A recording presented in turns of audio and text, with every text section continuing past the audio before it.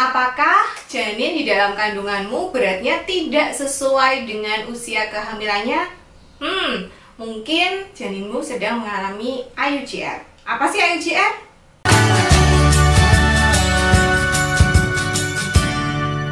Selamat datang di Kriwil Life, ngobrolin kesehatan bareng aku, Bidan Kriwil. Hari ini kita akan ngomongin soal IUGR atau singkatan dari Intrauterine Growth Retardation atau Intrauterine Growth Restriction. Intinya adalah di mana janin itu pertumbuhannya itu lebih lambat dibandingkan usia kehamilannya, sehingga ukuran atau beratnya itu lebih kecil dibandingkan angka normal. Lebih kecilnya ini sekitar 10% dari berat dan ukuran yang normal pada usia kehamilan tersebut. Nah, kenapa kok IUGR ini bisa terjadi? Jadi sebenarnya IUGR ini bisa disebabkan oleh beberapa faktor. Tetapi biasanya penyebab utamanya adalah karena ada masalah di plasentanya. Seperti yang kita ketahui, plasenta itu tugasnya kan adalah mentransfer nutrisi dari ibu ke janin. Kalau misalnya plasenta bermasalah, tentu aja distribusi nutrisi dari ibu ke janin itu tidak akan sampai dengan maksimal. Jadi akhirnya bayinya mengalami keterlambatan pertumbuhan.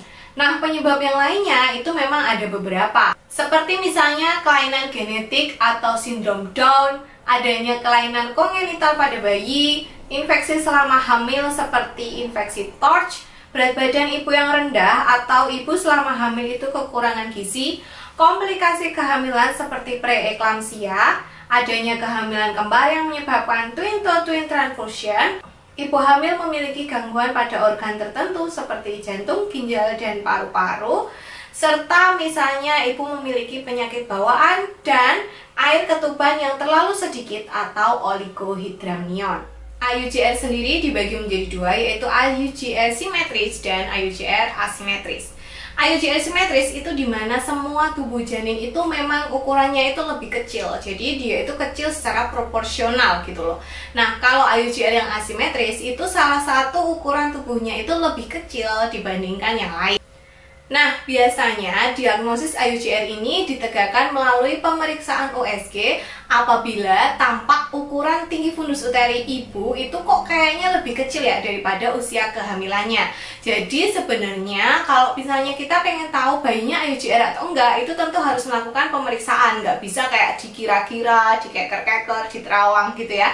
Jadi memang sangat penting sekali untuk ibu hamil itu untuk rajin kontrol supaya kita tahu gimana sih perkembangan kehamilan kita. Memangnya IUGR itu bahaya? Kok sampai segitunya? Tentu aja, bayi yang dia itu mengalami IUGR di dalam kandungan tentunya memiliki resiko yang lebih besar ketika dia lahir. Yang pertama adalah bayi bisa mengalami kelahiran prematur atau lahir sebelum 37 minggu. Ketika bayi mengalami IUGR, kadang-kadang dia itu perlu dilahirkan lebih cepat apabila dia itu dianggap membahayakan dirinya atau ibunya. Nah, karena dia lahirnya prematur, tentu kadang-kadang ada beberapa organ yang belum berfungsi sempurna, misalnya paru-paru. Walaupun begitu, kalau misalnya memang kelahiran prematurnya ini disengaja atau direncanakan, biasanya dokter akan memberikan terapi pematangan paru sebelum bayinya dilahirkan. Selain itu, bisa juga bayi-bayi yang IUGR ini tentunya akan memiliki resiko lahir dengan berat badan bayi rendah atau berat badan lahirnya di bawah 2.500 gram. Biasanya kalau berat badannya terlalu rendah, maka bayi ini akan memerlukan perawatan intensif. Bayi-bayi IUGR itu juga lebih rentan mengalami infeksi. Kenapa? Karena meskipun tubuhnya ini sudah berkembang, tapi karena berkembangnya itu lebih lambat dibandingkan bayi-bayi yang normal, maka biasanya sistem imunitas tubuhnya itu juga belum sempurna, sehingga akhirnya bayi ini mudah mengalami infeksi. Kadar gula bayi-bayi IUGR itu biasanya juga lebih rendah atau biasa dikenal dengan nama hipoglikemi. Nah, kalau misalnya hipoglikemi ini tidak diatasi, itu bisa berbahaya bagi otaknya karena sebenarnya makanan otak itu adalah glukosa. Yang selanjutnya, bayi-bayi yang IUGR itu biasanya memiliki skor APGAR atau APGAR score yang lebih rendah dibandingkan bayi-bayi normal. Nah, APGAR score ini biasanya adalah penilaian awal ketika bayi baru lahir. Dia ada poin-poinnya. Semakin tinggi nilainya, maka semakin sehat bayinya.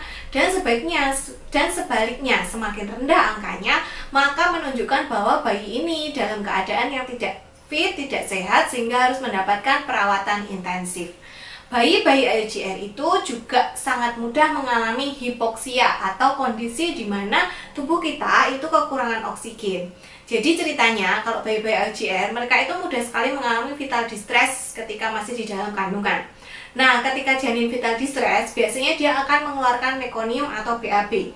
Kalau misalnya BAB-nya ini terhirup atau aspirasi mekonium, maka bisa menyebabkan gagal nafas. Nah, gagal nafasnya ini akan menyebabkan hipoksia.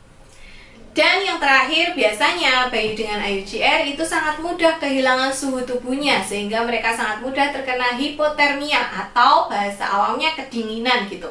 Kedinginan pada bayi ini sangat berbahaya dan bisa menyebabkan kematian. Bayi itu ketika dia baru lahir bisa kehilangan panasnya melalui radiasi, konveksi, konduksi, evaporasi. Nah, pada bayi-bayi dengan IUCR itu mereka lebih mudah gitu loh untuk mengalami kehilangan panas itu.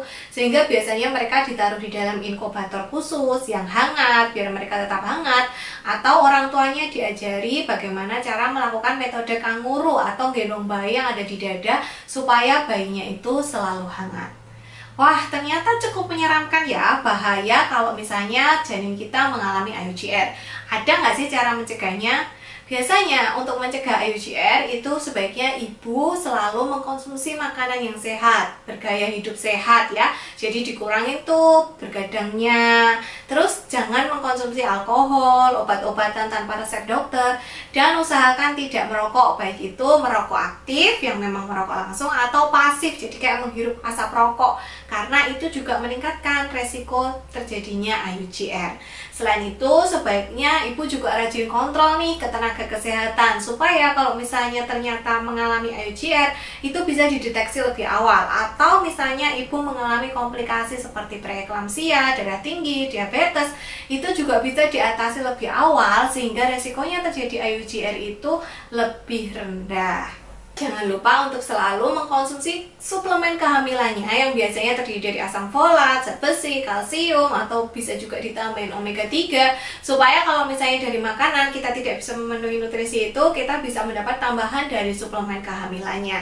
Dan seandainya nih sudah didiagnosis, wah ini bayinya IUCR, jangan patah semangat, tetap rajin konsul ke dokternya, lakukan terapi sesuai rekomendasi dokter, bawa dalam doa supaya semoga janinnya bisa tumbuh dengan sehat.